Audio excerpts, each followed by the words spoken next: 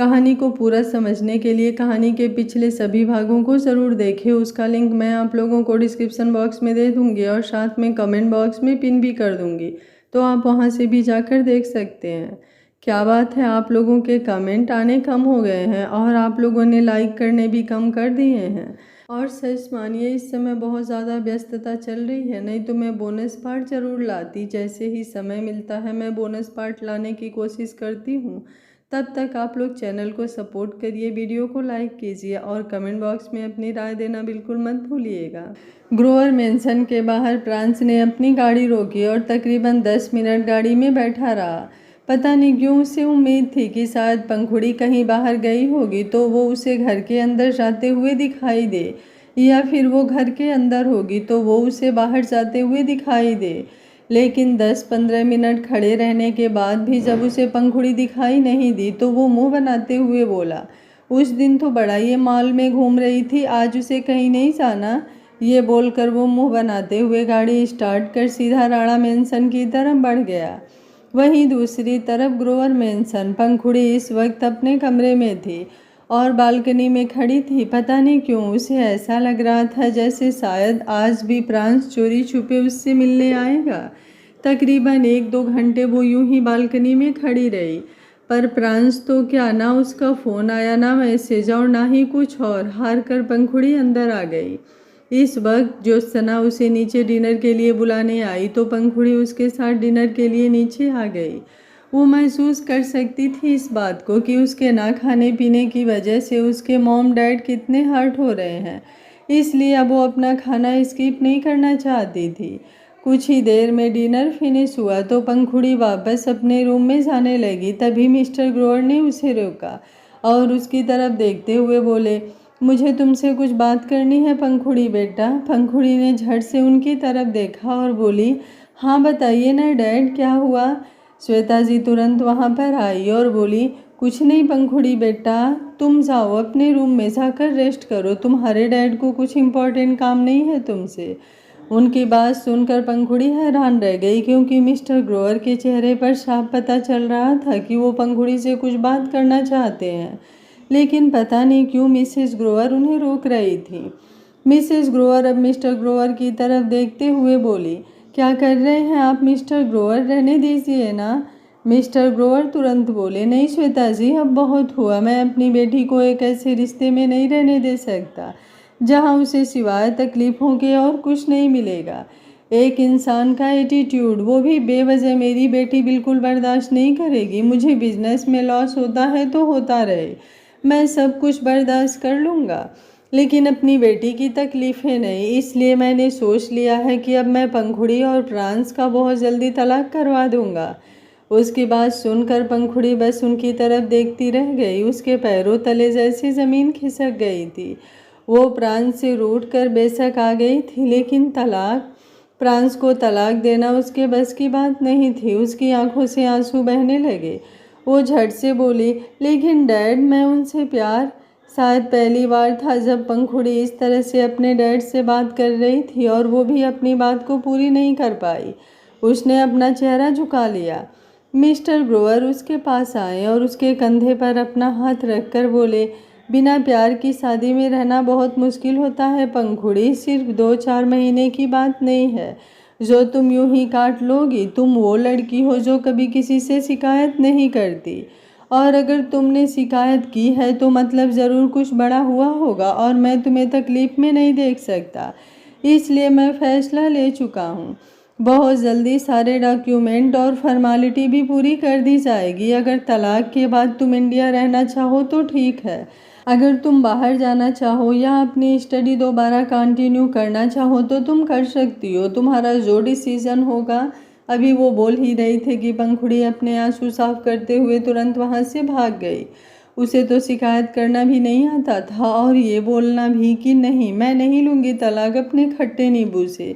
बेशक से कैसे भी उसके साथ रहूँगी, लेकिन रह लूँगी। पर शायद उसकी चुप्पी ही सब कुछ बता गई थी।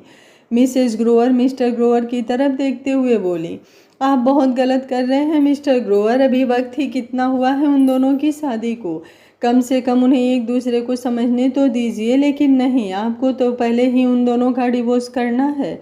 ये आप बिल्कुल भी अच्छा नहीं कर रहे। खैर, आपको जो करना है आप कीजिए। आज तक आपने कहाँ मेरी कोई बात सुनी है जो अब सुनेंगे। ये बोलकर वो तुरंत वहाँ से चली गई और मिस्टर ग्रोवर अब बस वहाँ अकेले खड़े रह गए। वहीं पंखुड़ी अपने रूम में आई और आकर बिस्तर पर औंधे मुँह लेट गई। वो हद से ज़्यादा रोए जा रही थी, उसका रोना बंद ही नहीं हो रहा था। वो रोते हुए बोली, यही चाहते थे ना आप कि हम दोनों का तलाक हो जाए, मैं हमेशा हमेशा के लिए आपसे दूर हो जाऊं। तो खुश हो जाइए अब आप, आपकी ख्वाहिश पूरी हो रही है, पर मेरा क्या, मैं कैसे रहूँगी आपके बिना। अगर नहीं निभानी थी शादी तो शादी करते ही मत। मैं आपको कभी माफ़ नहीं करूँगी प्रांस जी, कभी कभी माफ़ नहीं करूँगी। ये बोलते हुए वो अपनी आंखों से आंसू साफ कर रही थी। वहीं दूसरी तरफ प्रांस बिना खाना खाए ही सीधा अपने रूम में आ गया था और फिलहाल बेड पर बैठा था। वो सुबह भी बिना खाना खाए ही चला गया था, तो अब सृष्टि ने अपना गुस्सा थोड़ा साइड में रखा और उसने एक सर्वेंट को ऊपर प्रांस के रूम में भेजा कि वो उसे डिनर के लिए बुलाने आ सके। लेकिन प्रांस ने उसे गुस्से से डांट के भगा दिया था। वो सर्वेंट बेचारी सृष्टि के सामने आकर रोने लगी कि आज के बाद प्रांस के कमरे में कभी नहीं जाएगी। वही सृष्टि समझ चुकी थी कि अब प्रांस का गुस्सा हद से ज़्यादा बढ़ चुका है। वो खुद उसके रूम में जाने लगी तो कुसुम जी ने उसे रोका और बोली, वो पहले ही गुस्से में है, अगर तुमने भी गुस्से में उसे कुछ कह दिया तो आज ही राणा मेंशन में तूफान आ जाएगा। तुम रुको, थोड़ी देर बाद मैं जाऊंगी उसके रूम में। उसकी बात सुनकर सृष्टि ने बस अपना सिर हाँ में हिला दिया। वहीं प्रांस इस वक्त अपने बेड पर बैठा था और उसके सामने एक वेब सीरीज चल रही थी, लेकिन उसे देखने में उसका बिल्कुल भी इंटरेस्ट नहीं था। पर तभी उसके सामने एक सीन चला। वो सीन था एक एक्सीडेंट का, जिसमें एक आदमी बहुत बुरी तरह से जख्मी हुआ और फिर उसकी बीवी जो उसे छोड़कर गई थी, वो तुरंत उस एक्सीडेंट के खबर मिलते ही भागते हुए उसके पास आई। उस सीन को देखते हुए पहले तो प्रांस के चेहरे पर कुछ खास एक्सप्रेशंस नहीं थे, लेकिन अचानक ही फिर उसके चेहरे पर एक तिरछी मुस्कुराहट आ गई। उसने तुरंत उस सीन को थोड़ा सा रिवाइंड किया और उस सीन को ऐसे देखने लगा जैसे उसे अपने दिमाग में फिट कर रहा हो। कुछ देर बाद उसने वो एलईडी स्क्रीन बंद की और फिर बालकनी की तरफ आ गया। अब उसके हाथों में जलती हुई सिगरेट थी और उसके चेहरे पर मुस्कुराहट, जैसे उसके दिमाग में बहुत कुछ चल रहा हो। उसे इंतज़ार था अब कल की सुबह का, क्योंकि कल सुबह वो होने वाला था जो वो बहुत शिद्दत से चाहता था। सुबह का वक्त ग्रोवर मेंशन। पंखुड़ी अपने कमरे में थी और अपने कमरे का सामान समेट रही थी। वो अपने कपड़ों को क्लोजेट में अच्छे से रख रही थी। जब वो राणा मेंशन से आई थी तो कुछ भी नहीं लेकर आई थी, इसलिए अब श्वेता जी ने उसे सारे कपड़े लाकर दिए थे। पहले तो पंखुड़ी बिल्कुल नॉर्मल और सिंपल सूट पहना करती थी, लेकिन अब श्वेता जी ने उसे शादीशुदा होने के हिसाब से कपड़े लाकर दे दिए थे। पंखुड़ी का चेहरा एकदम उतरा हुआ था। उसके चेहरे को देखकर ही पता चल रहा था कि वो बहुत ज़्यादा उदास है। अब तो पंखुड़ी को खुद पर ही गुस्सा आ रहा था कि वो क्यों राणा मेंशन से आई। बेशक से वो प्रांस के साथ लड़ते झगड़ते रहती थी, प्रांस उस पर गुस्सा करता था, लेकिन कम से कम उसके पास तो थी। उसके लिए इतना ही बहुत था कि वो अपने प्रांस के पास थी। पर यहाँ पर तो वो उसे छोड़कर आ गई थी और ना वो खुद उसके पास जा पा रही थी और ना ही प्रांस उसे लेने आ रहा था। वो उससे मिलने तो आया, लेकिन सिवाय लड़ाई के और कुछ नहीं करके गया। वहीं दूसरी तरफ हाईवे पर प्रांस अपनी गाड़ी में बैठा था और उसकी गाड़ी सड़क के किनारे पर खड़ी थी। उसकी नज़र सामने की तरफ थी, जहाँ से तेजी से चलते हुए ट्रक, गाड़ियाँ, सब कुछ सड़क से गुजर रही थी। उन्हें देखते हुए प्रांस के चेहरे पर काफ़ी इंटेंस एक्सप्रेशन से कुछ कहा नहीं जा सकता था कि अभी फ़िलहाल उसके दिमाग में क्या चल रहा है और क्या नहीं। उसकी आंखों के सामने बस पंखुड़ी का चेहरा घूम रहा था और कभी उसके चेहरे पर मुस्कुराहट तैर रही थी तो कभी गुस्सा झलक रहा था। कभी एक सीरियसनेस उसके चेहरे पर आ जाती और कभी कभी उसकी आंखों में एक अलग ही दीवानी झलकने लगती। तभी प्रांस ने रेस पर अपना पैर दिया और गाड़ी तेजी से सामने की तरफ बढ़ गई। वहीं कपड़े समेटने के बाद पंखुड़ी बिस्तर पर आई और आकर अपने फ़ोन की तरफ देखने लगी। उसने अपने फ़ोन से प्रांस का नंबर डायल किया। वो प्रांस को तलाक तो बिल्कुल नहीं देना चाहती थी, इसलिए प्रांस को कॉल करने का सोच रही थी ताकि उन दोनों के बीच चीज़ें सही हो सके। जैसे ही उसने प्रांस को कॉल किया, अगले ही पल उसकी धड़कन एक पल के लिए रुक गई। वो तुरंत उस कॉल को डिस्कनेक्ट करना चाहती थी, लेकिन जब सामने से उसे किसी और की आवाज़ आई तो वो चौंक गई। अगले ही पल सामने वाले शख्स ने कहा, हेलो हेलो, कौन बोल रहा है? देखिए, आपने जिस भी फ़ोन किया है उसका बहुत बड़ा एक्सीडेंट हो गया है। यहाँ हाईवे पर उनकी गाड़ी एक ट्रक से टकरा गई है। हम लोग उन्हें हॉस्पिटल लेकर जा रहे हैं। प्लीज़ आप भी जल्दी से जल्दी हॉस्पिटल पहुँच जाइए। जैसे ही पंखुड़ी ने वो बात सुनी, उसके होश उड़ गए। उसकी आंखों से आंसू बहने लगे और वो अपनी जगह पर बैठी बैठी सुन्न हो गई। उसने कांपती हुई आवाज़ में कहा, एक्सीडेंट? सामने वाले ने कहा, जी हाँ एक्सीडेंट, फिलहाल वो बेहोश है, मुझे उन्हें हॉस्पिटल लेकर जाना है तो मैं फ़ोन रखता हूँ। ये बोलकर उसने कॉल डिस्कनेक्ट कर दिया और पंखुड़ी अपने फ़ोन की तरफ देखती रह गई। अगले ही पल वो अपनी जगह से उठी और तुरंत बाहर की तरफ आई। सीढ़ियाँ उतरते हुए उसके कदम बहुत ज़्यादा तेज थे। वो बाहर की तरफ भाग रही थी। जैसे ही नीचे बैठे मिस्टर ग्रोवर ने उसे देखा, वो तुरंत बोले, क्या हुआ पंखुड़ी, तुम इस तरह से भाग क्यों रही हो? कहाँ जा रही हो तुम? पंखुड़ी के कदम एक पल के लिए रुक गए। उसने पलटकर मिस्टर ग्रोवर की तरफ देखा और बोली, वो प्रांस जी का एक्सीडेंट हो गया है, मुझे उनके पास जाना है डैड। उसकी बात सुनते हुए मिस्टर ग्रोवर गुस्से से बोले, तुम कहीं नहीं जाओगी पंखुड़ी, मुझे नहीं लगता उसका कोई एक्सीडेंट हुआ होगा। वो ज़रूर तुम्हें परेशान करने के लिए इसके आगे वो कुछ कहते हैं। उससे पहले ही पंखुड़ी बोली, प्लीज़ डैड इस वक्त ऐसा कुछ भी मत कहिए जो मुझे बहुत बुरा लगे। मैं पहले ही उनके लिए बहुत परेशान हूँ। मुझे नहीं पता आपको मेरा ये कहना कैसा लगेगा, लेकिन मैं प्यार करती हूँ उनसे, उनके बिना नहीं रह सकती। अगर उन्हें कुछ हो गया तो मैं भी जिंदा नहीं रहूँगी। ये बोलकर उसने अपने बहते हुए आंसुओं को साफ किए और तुरंत वहाँ से भागते हुए बाहर आई। गाड़ी में बैठकर उसने ड्राइवर को सिटी हॉस्पिटल चलने के लिए कहा तो ड्राइवर ने तुरंत गाड़ी सिटी हॉस्पिटल की तरफ बढ़ा दी। वहीं मिस्टर ग्रोवर उसकी बात सुनकर बस उसे जाते हुए देखते रह गए। तभी श्वेता जी वहाँ पर आई और बोली, मैंने कहा था ना आपसे, पंखुड़ी प्यार करती है प्रांस से और प्रांस भी उससे प्यार करता है, बस कहने को तैयार नहीं है। उसका ग्रोवर मेंशन आना उसके प्यार का सबूत है। वो अपने लबों से नहीं कह पा रहा है तो क्या हुआ, उसके दिल में पंखुड़ी के लिए फीलिंग तो है ना। हमें उसके फीलिंग को एक्सेप्ट करना चाहिए मिस्टर ग्रोवर, हमें पंखुड़ी को उसके पास जाने देना चाहिए। उनकी बात सुनकर मिस्टर ग्रोवर अब कुछ बोल ही नहीं पाए। वहीं दूसरी तरफ सिटी हॉस्पिटल में प्रांस इस वक्त बिस्तर पर लेटा हुआ था और डॉक्टर उसका ट्रीटमेंट कर रहे थे। इमरजेंसी वार्ड का दरवाज़ा बंद था। प्रांस को ज़्यादा चोटें नहीं आई थी, बस सर पर एक चोट थी और साथ ही साथ हाथ पैर में फ्रैक्चर थे, जिसकी वजह से अब उसे कुछ दिन काम करने में प्रॉब्लम होने वाली थी। चलना फिरना बैठना इन सब में उसे बहुत मुश्किल होने वाली थी। वहीं पंखुड़ी जैसे ही सिटी हॉस्पिटल में पहुंची, उसने अंदर आते ही प्रांस के बारे में पूछा तो रिसेप्शनिस्ट ने उसे प्रांस के इमरजेंसी वार्ड में होने का बताया। पंखुड़ी अब तुरंत उसे वार्ड के बाहर आकर खड़ी हुई। उसका दिल जोरों से धक धक कर रहा था। वो बस प्रांस के सही होने की दुआ कर रही थी। तभी वहाँ पर सृष्टि और आश्रय आए। जैसे ही सृष्टि ने पंखुड़ी को वहाँ पर देखा, वो हैरान हुई। उसे नहीं पता था कि पंखुड़ी को भी एक्सीडेंट के बारे में पता चल चुका है। वहीं पंखुड़ी का रोता हुआ चेहरा देखकर सृष्टि ने तुरंत उसके पास आकर उसे अपने सीने से लगा लिया।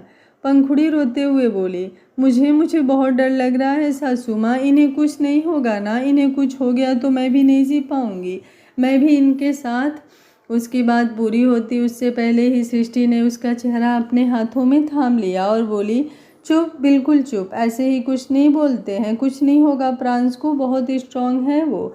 और तुम भी, छोटा सा एक्सीडेंट हुआ है और कुछ नहीं, ऐसे रोना बंद करो बच्चा। पंखुड़ी रोते हुए बोली, छोटा सा एक्सीडेंट नहीं हुआ सासू माँ, उस आदमी ने कहा था कि बहुत बड़ा एक्सीडेंट हुआ है और वो भी बेहोश हो गए थे। मुझे बहुत डर लग रहा है सासू माँ। ये बोलते हुए वो सुबकने लगी थी और सृष्टि अब उसे कुछ बोल ही नहीं पा रही थी। आश्रय पंखुड़ी की तरफ देखते हुए बोला, प्लीज़ भाभी चुप कर जाइए, कुछ नहीं होगा भाई को, वो बिल्कुल ठीक होंगे। पंखुड़ी का रोना अभी भी जारी था। तभी दरवाज़ा खुला और डॉक्टर बाहर आए। डॉक्टर कुछ कहता उससे पहले ही पंखुड़ी अंदर की तरफ दौड़ पड़ी। वो अपने खट्टे नींबू को देखे बिना रह नहीं पा रही थी। जैसे ही वो अंदर की तरफ आई उसकी नज़र फ्रांस पर गई, जो बिस्तर पर लेटा हुआ था। फिलहाल उसकी आंखें बंद थी। पंखुड़ी धीमे धीमे कदमों से चलते हुए उसके पास आई और उसका हाथ पकड़कर खड़ी हो गई। वो कुछ बोल नहीं पा रही थी, बस उसकी नज़रें फ्रांस पर टिकी हुई थी। वहीं फ्रांस को जैसे ही उसका हाथ अपने हाथों पर महसूस हुआ, उसकी पलकें हल्की सी फड़फड़ाई।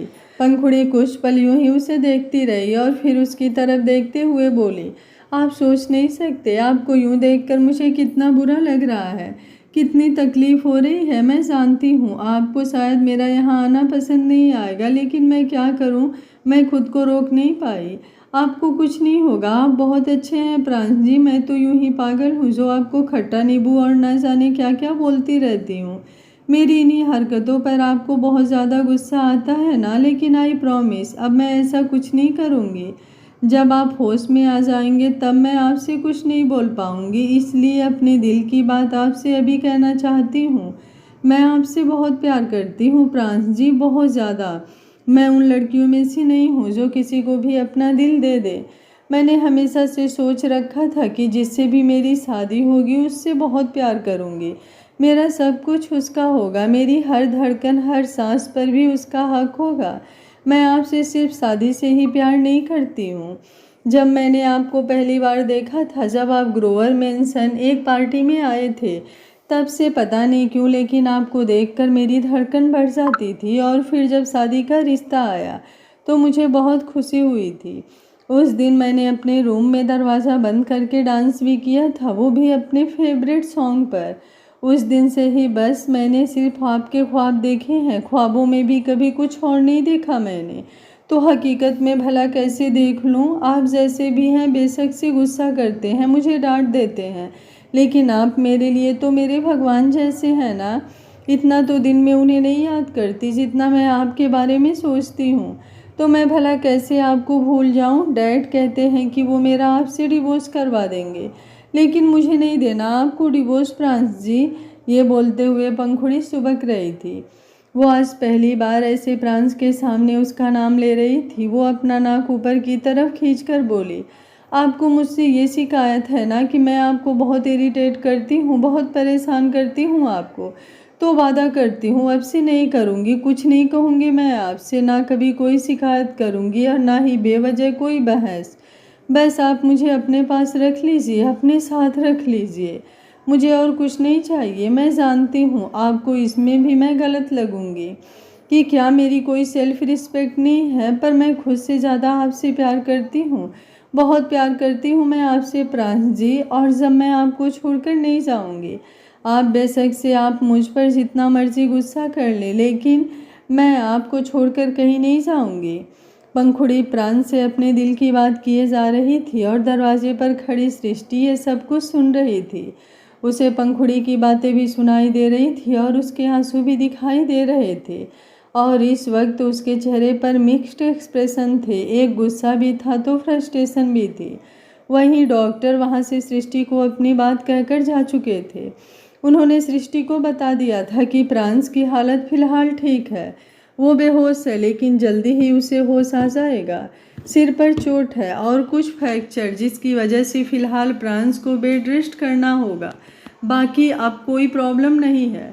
तकरीबन 15 मिनट बाद सृष्टि ने वार्ड का दरवाज़ा खोला और अंदर की तरफ आई।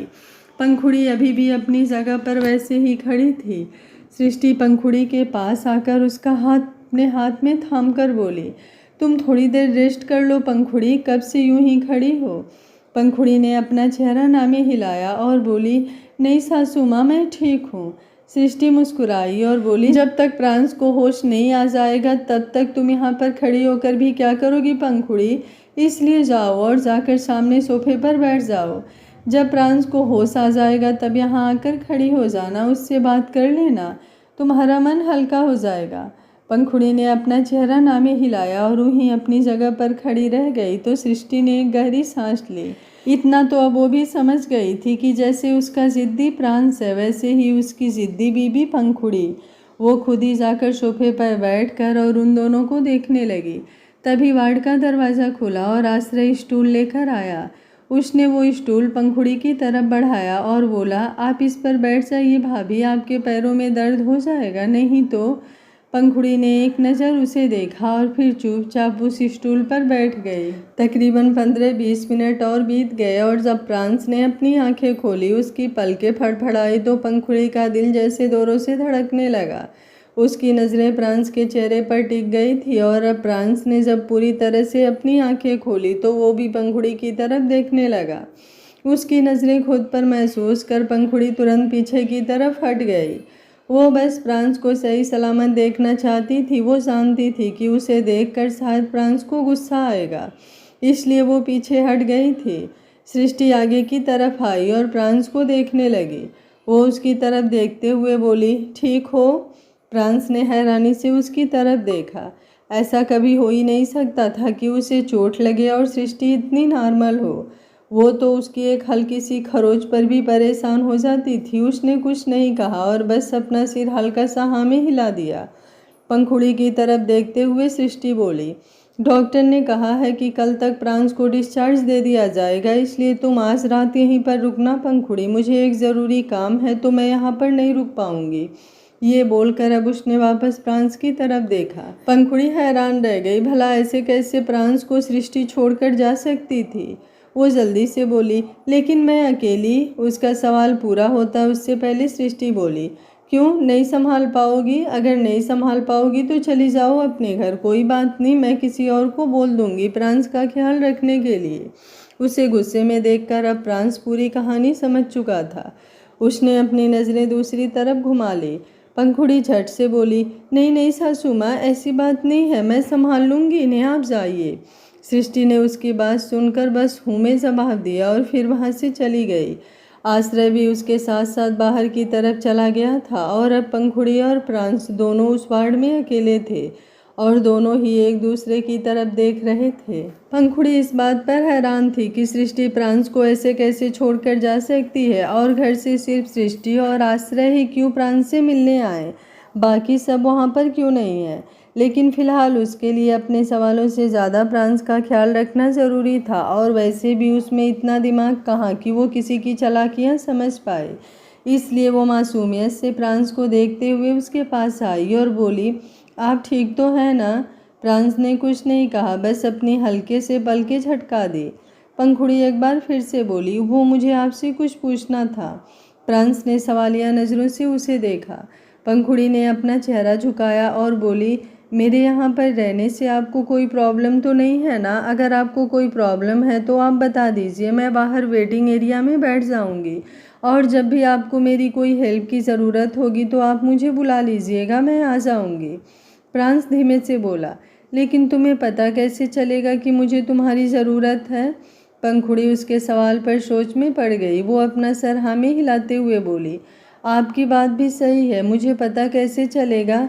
ये बोलते हुए वो तकरीबन 2-3 मिनट यही सोचती रही कि अब वो ऐसा क्या करे कि जब भी प्रांस को उसकी ज़रूरत हो तो उसे पता चल जाए, क्योंकि अगर उसे यहाँ पर उसके रहने से प्रॉब्लम नहीं होती तो वो उसे बोल देता कि उसे कोई प्रॉब्लम नहीं है। लेकिन उसने तो बस ये पूछा ना कि उसे पता कैसे चलेगा, मतलब वो चाहता है कि वो यहाँ से चली जाए। कुछ पल बाद वो प्रांस की तरफ देखते हुए बोली, आप एक काम कीजिएगा, आप अपने फ़ोन से मुझे मैसेज कर दीजिएगा, मैं आ जाऊँगी। प्रांस का मन किया कि जहाँ उसके सिर पर चोट लगी है वहीं अब वो दीवार पर दे मारे। मतलब अपनी बेवकूफ़ बीवी को जो चीज़ वो समझाना चाहता है वो तो समझ में ही नहीं रही और जो चीज़ वो उसके दिमाग में नहीं डालना चाहता वो उसके दिमाग में लगातार घूमती रहती है। वो एक गहरी सांस लेकर बोला, जाओ जाकर उस सोफे पर बैठ जाओ। उसकी बात पर पंखुड़ी को समझ नहीं आया कि उसने उसे प्यार से बोला है या फिर गुस्से से। कहीं वो दोबारा प्रांस को इरिटेट तो नहीं कर रही। वो धीमे से बोले, आप मुझसे परेशान हो रहे हैं क्या? प्रांस ने अब कुछ नहीं कहा। यही तो उसकी प्रॉब्लम थी कि अपने दिल के जज्बात वो कहाँ किसी से बोल पाता था, अपने दिल की बातें वो कहाँ किसी के सामने रख पाता था। वो बस चुप हो जाता था या फिर अपनी नज़रें ही घुमा लेता था और यहाँ भी उसने वही किया। अपनी नज़रें दूसरी तरफ घुमा ली तो पंखुड़ी की आंखों में आंसू आ गए। पता नहीं क्यों, लेकिन उसे तकलीफ़ हो रही थी।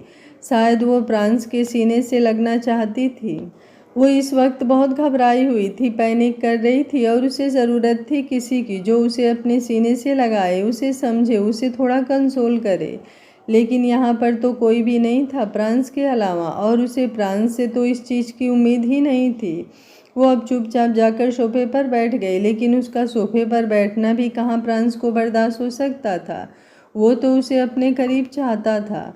कुछ पल वो यूं ही उसे देखता रहा और फिर बिस्तर से उठकर बैठने की कोशिश करने लगा। पंखुड़ी जो उसकी तरफ ही देख रही थी, उसे बिस्तर से उठते हुए देख जल्दी से उसके पास आई और बोली, क्या हुआ, आपको कुछ चाहिए क्या? ये बोलते हुए उसने जब प्रांस के पास आकर उसके कंधे पर अपना हाथ रख दिया तो प्रांस ने अपनी गहरी सी नज़रों से उसे देखा। उसने गुस्से से नहीं देखा था, लेकिन पंखुड़ी को लगा कि वो उसे गुस्से से देख रहा है, तो उसने झट से अपना हाथ हटा लिया। प्रांस ने पहले तो उसे गुस्से से नहीं देखा था, लेकिन अब उसे ज़रूर गुस्से से देखा। पंखुड़ी तुरंत बोली, आपको कुछ चाहिए तो आप मुझे बता दीजिए ना, मैं यहाँ पर हूँ तो सही। प्रांस तुरंत बोला, पर तुम वहाँ बैठी थी तो मैंने तुम्हें डिस्टर्ब नहीं किया। पंखुड़ी का मुंह उतर गया, उसे लगा शायद प्रांस उसे कुछ कहना ही नहीं चाहता, इसलिए बहाना बना रहा है। वो जल्दी से बोली, मैं एक काम करती हूँ, मैं यहीं पर बैठ जाऊँगी, अब आप मुझे बताइए आपको क्या चाहिए। प्रांस हल्का सा मुस्कुराया। टेढ़े मेढ़े रास्ते से उसने वो कर ही लिया था जो उसे चाहिए था। पंखुड़ी उसके पास आ गई थी। वो धीमे से बोला, कुछ नहीं, बस पानी पीना है। पंखुड़ी ने जल्दी से गिलास में पानी डाला और उसकी तरफ बढ़ा दिया। प्रांस के हाथ में चोट लगी थी तो उसे दर्द हो रहा था, लेकिन इतना भी नहीं कि वो अपना हाथ हिला ही ना पाए। उसका हाथ हिलता हुआ ना देख अब पंखुड़ी ने खुद ही उसके होठों से वो गिलास लगाया तो प्रांस ने अपना दूसरा हाथ उसके हाथ पर रख दिया। पंखुड़ी का दिल जोरों से धड़क उठा। प्रांस उसे गहरी नज़रों से देख रहा था। मुश्किल से उसने एक घूंट पानी पिया होगा। पंखुड़ी ने वो गिलास साइड में रखा और प्रांस की तरफ देखते हुए बोली, मैं यहाँ पर बैठ जाऊँ? ये बोलते हुए उसने स्टूल की तरफ देखा जो वहीं पर रखा था। प्रांस ने कुछ नहीं कहा, बस अपना चेहरा हल्का सा हाँ में हिला दिया। पंखुड़ी उसी स्टूल पर बैठ गई और प्रांस को देखने लगी। पंखुड़ी को खुद की तरह इस तरह से देखते हुए देख अब प्रांस को भी अजीब सा लगने लगा था, इसलिए वो धीमे से बोला, मैं सो रहा हूँ थोड़ी देर, तुम भी चाहो तो सो सकती हो। उसकी बात पर पंखुड़ी झट से बोली, पर मुझे नींद नहीं आ रही। प्रांस एक बार फिर से बोला, पर बाद में तुम्हें जागना पड़ेगा, तो अभी थोड़ी देर अपनी नींद पूरी कर लो। पंखुड़ी ने अब अपना सिर हाँ में हिलाया और बोली, ठीक है। ये बोलकर वो स्टूल से उठ सोफे की तरफ जाने लगी। उसे सोफे की तरफ जाते हुए देख प्रांस हैरान रह गया, क्योंकि उसे लगा शायद पंखुड़ी उसके साथ उसके बेड पर सो जाएगी। वो जल्दी से बोला, वो क्या है कि मैं सो जाऊंगा तो नर्स और डॉक्टर आएंगे तो पता नहीं चलेगा, इसलिए तुम एक काम करो, तुम यहीं पर आ जाओ और बैठ जाओ। मुझे कोई ज़रूरत भी होगी तो मैं इतनी दूर से बुला नहीं पाऊंगा। पंखुड़ी ने हैरानी से उसकी तरफ देखा। वो बिना कुछ बोले अब वापस उसी स्टूल पर आकर बैठ गई। प्रांस ने अपनी आंखें बंद कर ली। उसे नींद तो नहीं आ रही थी, लेकिन अब वो आंखें खोल भी नहीं सकता था। कुछ देर बाद पंखुड़ी स्टूल से उठी और वॉशरूम की तरफ चली गई। उसके जाते ही प्रांस ने अपनी आंखें खोली और तभी बाहर का दरवाज़ा खुला और एक नर्स अंदर आई। वो नर्स प्रांस का चेकअप करने के लिए आई थी। उसने प्रांस की पल्स और हार्ट बीट वगैरह चेक की और फिर मुस्कुराते हुए वहाँ से जाने लगी। प्रांस ने तुरंत उसे रोका और अपने वॉलेट की तरफ इशारा किया तो उस नर्स ने प्रांस को उसका वॉलेट दे दिया। अगले ही पल प्रांस ने उसमें से 5,000 रुपये निकाल कर उस नर्स को दिए। नर्स हैरानी से उसकी तरफ देखती रह गई। अगले ही पल प्रांस ने स्टूल की तरफ इशारा किया और धीमे से बोला, इसे ले जाओ और कोई वापस लेने आए तो देना मत। नर्स हैरान रह गई। भला इतने छोटे से काम के लिए इतने पैसे देने की क्या ज़रूरत थी? अगर वो नॉर्मली भी बोलता तो वो ये काम कर देती, लेकिन अब घर आई लक्ष्मी को कौन ही मना करता है। वो तुरंत पैसे और स्टूल दोनों लेकर वहाँ से चली गई। प्रांस के चेहरे पर हल्की सी मुस्कुराहट तैर गई, क्योंकि अब तो पंखुड़ी के उसके साथ ही बैठना पड़ेगा। तकरीबन 5 मिनट बाद पंखुड़ी वॉशरूम से आई और आते ही उसकी नज़र प्रांस पर गई, जो अभी भी सो रहा था। वो उसके पास बैठने लगी, लेकिन तभी उसे एहसास हुआ कि उसका स्टूल तो गायब है। वो हैरानी से बोली, लेकिन अभी वो तो स्टूल यहीं था, ऐसे अचानक से कहाँ गायब हो सकता है? शायद कोई बच्चा बाहर लेकर गया होगा, मैं जाकर वापस ले आती हूँ। ये बोलकर वो जैसे ही बाहर जाने लगी, प्रांस एकदम से दर्द से कराह उठा। आह! उसकी आवाज़ सुनकर ही पंखुड़ी ने तुरंत पलटकर पीछे की तरफ देखा और जल्दी से प्रांस के पास आकर बोली, आप ठीक तो है ना? ये बोलते हुए उसने प्रांस के कंधे पर अपना हाथ रख दिया था। प्रांस उसकी तरफ देखते हुए बोला, पता नहीं, बस बहुत ज़ोरों से बदन में दर्द हुआ। पंखुड़ी परेशान होते हुए बोली, मैं डॉक्टर को बुलाकर लेकर आऊँ क्या? प्रांस ने अपना सिर ना में हिलाया और बोला, नहीं, एक काम करो, तुम मेरा कंधा हल्का हल्का दबा दो। पंखुड़ी के चेहरे पर अजीब से एक्सप्रेशन आ गए। वो थोड़ा हिचकिचा रही थी, वो थोड़ा हैरान भी हो रही थी। वो खड़ी खड़ी प्रांस के कंधे को हल्का हल्का दबाने लगी तो प्रांस उसकी तरफ देखते हुए बोला, एक काम करो, यहाँ बैठ जाओ। ये बोलते हुए उसने सामने की तरफ इशारा किया तो पंखुड़ी चुपचाप वहाँ बैठ गई। अब वो दोनों एक दूसरे के बेहद करीब थे। जहाँ प्रांस का बेड थोड़ा सा उठा हुआ था और वो एक तरह से बैठा ही था, वहीं पंखुड़ी थी उसके बिल्कुल करीब। दोनों की गहरी नज़रें एक बार फिर से एक दूसरे के ऊपर थी। कुछ पल पंखुड़ी यूं ही उसकी तरफ देखती रही, लेकिन जब वो प्रांस की नज़रों की तपिश महसूस नहीं कर पाई तो उसने अपना चेहरा हल्का सा झुका लिया। शायद ये पहली बार था जब बिना नशे के प्रांस ने उसे इतना वक्त देखा होगा। पंखुड़ी की नज़रें झुकते हुए देख प्रांस के चेहरे पर हल्की सी मुस्कुराहट तैर गई थी। तभी रूम का दरवाज़ा खुला और एक वार्ड बॉय उन दोनों के लिए खाना लेकर आया। वो पंखुड़ी के लिए अलग और प्रांस के लिए अलग खाना लेकर आया था, लेकिन पंखुड़ी अपना खाना नहीं खाने वाली थी। वो बस प्रांस को खिलाने वाली थी और ये बात प्रांस पहले ही जानता था। वो अपनी पंखुड़ी को नहीं जानेगा तो और कौन जानेगा। पंखुड़ी ने प्लेट में प्रांस के लिए खाना लिया और उसके पास आकर उसे अपने हाथों से खिलाने लगी तो प्रांस झट से बोला, एक काम करो, तुम अपना खाना भी साथ में ले आओ, मुझे खिलाते हुए ही खुद भी खा लेना। पंखुड़ी ने अपना चेहरा ना में हिलाया और बोली, नहीं, अभी मुझे भूख। उसकी बात पूरी होती उससे पहले ही प्रांस बोला, ओके फाइन, ठीक है, तो फिर मेरा खाना भी रख दो, मैं बाद में ही खा लूँगा। एक्चुअली शायद ये हॉस्पिटल की वाइब सही नहीं है तो मुझे अकेले खाने में थोड़ा अजीब लग रहा है। उसकी बात सुनकर पंखुड़ी ने कुछ पल उसे देखा और फिर सुबक सुबक कर रोने लगी। प्रांस को तो समझ ही नहीं आया कि वो अब रो क्यों रही है। वो ना ही उससे कुछ पूछ पा रहा था और ना ही उसे चुप करवा पा रहा था। पंखुड़ी उसके सामने लगातार रोए जा रही थी। आखिर प्रांस ने ही थोड़ी हिम्मत की और उसकी तरफ देखते हुए बोला, तुम रो क्यों रही हो? जैसे ही उसने सवाल किया, पंखुड़ी तुरंत आगे की तरफ आई और अगले ही पल वो प्रांस के सीने से लग गई। प्रांस एकदम सुन्न रह गया। उसे पंखुड़ी से इस चीज़ की उम्मीद फिलहाल के लिए तो नहीं थी। उसका दिल जोरों से धक धक करने लगा और उन धड़कनों को पंखुड़ी की बढ़ती हुई धड़कनें भी महसूस हो रही थी। उसका हाथ खुद ब खुद पंखुड़ी की पीठ पर आ गया। पंखुड़ी रोते हुए बोली, मुझे कुछ अच्छा नहीं लग रहा, पता नहीं क्यों, सब अजीब अजीब सा लग रहा है। प्लीज़ आप जल्दी से ठीक हो जाइए ना, मुझे आपके साथ घर जाना है। मैं पागल हूँ, मुझे पता है, मैं आपको परेशान करती हूँ, मुझे ये भी पता है, लेकिन अब नहीं करूँगी। प्लीज़ गुस्सा छोड़ दीजिए, मैं आपको कोई मौका नहीं दूँगी, पर प्लीज़ आप मुझे घर ले जाना, मुझे ग्रोवर मेंशन नहीं जाना। प्रांस ने गहरी सांस लेते हुए पूछा, क्यों, तुम तो छोड़कर गई थी ना मुझे?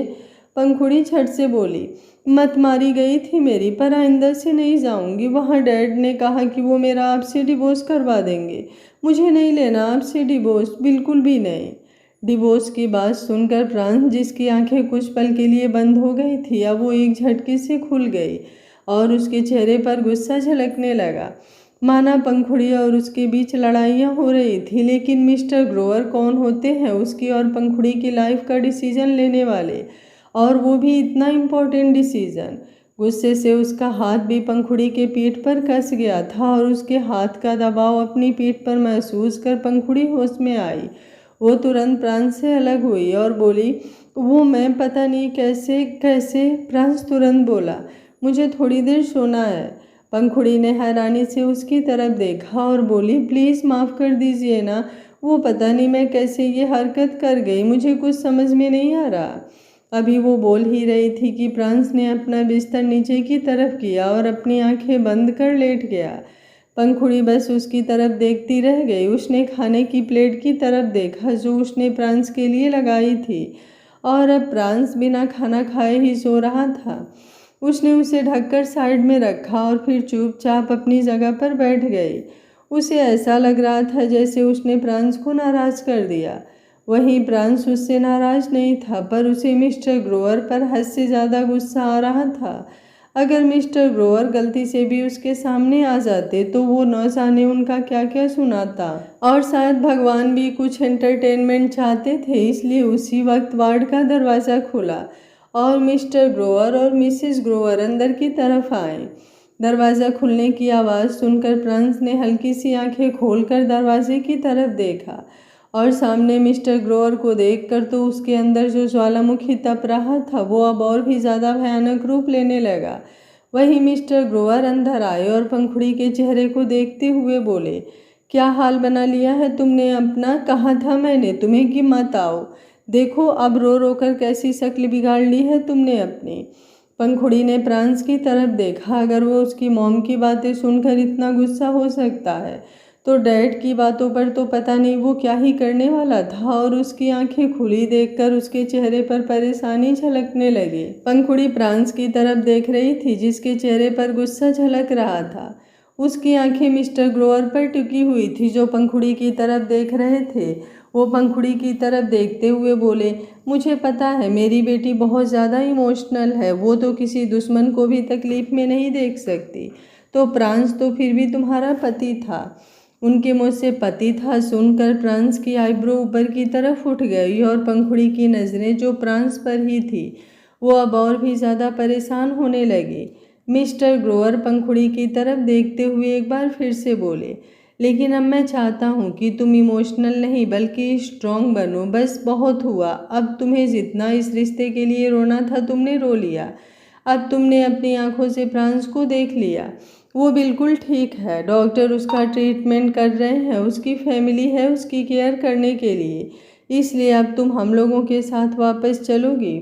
उसकी बातें सुनते हुए मिसेस ग्रोवर भी प्रांस की तरफ ही देख रही थी और वो भी प्रांस के गुस्से से महसूस कर सकती थी। वो मिस्टर ग्रोवर की तरफ देखते हुए बोली, क्या बात कर रहे हैं आप मिस्टर ग्रोवर? मैंने यहाँ आने से पहले आपको समझाया था ना कि आप ऐसी वैसी बातें नहीं करेंगे। अरे किस कपल के बीच लड़ाइयाँ नहीं होती, किस शादीशुदा जोड़े में बहस नहीं होती, या फिर ऐसी कौन सी बीबी है जो रूठ कर अपने मायके नहीं जाती। ये सब कुछ तो ज़िंदगी में चलता रहता है। इसका मतलब ये थोड़े ना है कि हम किसी इंसान से रिश्ता तोड़ दें। अभी शादी को 1 महीना नहीं हुआ और आप। उनकी बात पूरी होती उससे पहले ही मिस्टर ग्रोवर बोले, आज तक आपने मेरी बच्चियों के लिए जो भी फैसला लिया है श्वेता जी, मैंने उसे एक्सेप्ट किया है, लेकिन अब बस बहुत हुआ। इस बार अपनी बच्ची के लिए मैं खुद फैसला लेना चाहता हूँ। चलो पंखुड़ी बेटा। ये बोलते हुए उन्होंने पंखुड़ी का हाथ पकड़ लिया। पंखुड़ी की आंखों में नमी तैरने लगी। उसने वापस पलटकर प्रांस की तरफ देखा जिसका चेहरा अभी भी एक्सप्रेशनलेस था, लेकिन उसकी आंखों में गुस्सा झलक रहा था। वो बस चुपचाप मिस्टर ग्रोवर की बातें सुन रहा था, सामने से उन्हें कोई जवाब नहीं दे रहा था। मिस्टर ग्रोवर ने उसकी तरफ देखा और बोले, आई होप तुम्हारी फैमिली तुम्हारे पास होगी प्रांस, अगर नहीं है तो तुम उन्हें फ़ोन करके बुला लेना। मैं पंखुड़ी को लेकर यहाँ से वापस जा रहा हूँ और बहुत जल्दी मैं तुम दोनों के डाइवोर्स पेपर पर पंखुड़ी के साइन करवा कर तुम्हारे पास भिजवा दूँगा। तुम भी साइन कर देना। बेहतर होगा कि जो रिश्ता ज़बरदस्ती का है उसे पूरी तरह से ख़त्म कर दिया जाए। बातें बिगाड़ने से पहले बातों को ख़त्म कर दिया जाए। उनकी बात सुनते हुए प्रांस अब थोड़ा सर्द लहजे में बोला, और आप कौन होते हैं ये फैसला लेने वाले? उसके सवाल पर मिस्टर ग्रोवर की आंखें बड़ी हो गई और पंखुड़ी का भी दिल धक धक करने लगा। उसकी आवाज़ में ही वो उसका गुस्सा महसूस कर सकती थी।